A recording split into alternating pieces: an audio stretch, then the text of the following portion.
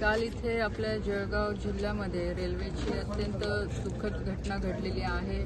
आपल्या सगळ्यांना माहिती आहे जवळपास 13 यात्री जे होते ट्रेनमध्ये ते इथे एक्सपायर झालेले आहे। काही 9 ते 10 पेशंट इथे गोदावरी हॉस्पिटलला आज ॲडमिट आहे आणि काल मी इथे नसल्यामुळे मी आत्ता अंदमान निकोबारला तिथे होते, तिथून आत्ता आली आणि सगळ्या पेशंटची पाहणी केली। सगळ्यांची माहिती कलेक्टर साहेब आहे, इथे रेल्वे प्रशासक आहे व सगळे जिल्हा प्रशासक आहे, त्यांच्याकडनं माहिती घेतली।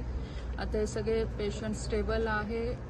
कलेक्टर ऑफिस आणि त्याच्यानंतर रेल्वे ऑफिस पूर्ण लक्ष ठेवून आहे। परत हॉस्पिटलचे सगळे डॉक्टर्स वगैरे पूर्ण बारकाईने लक्ष ठेवून आहे पेशंटवर आणि सगळ्यांशी आता बऱ्यापैकी पेशंटशी मी चर्चा पण केली, तर आता ते स्टेबल आहे, काही त्रास नाही आहे आणि नक्कीच अपेक्षा आहे की ते लवकरात लवकर बरे होऊन त्यांना आपल्या आपल्या घरी पाठवण्यात येईल। पण जी कालची काही घटना अफवामुळे जी काही घडली ही अतिशय अत्यंत दुःखद आहे।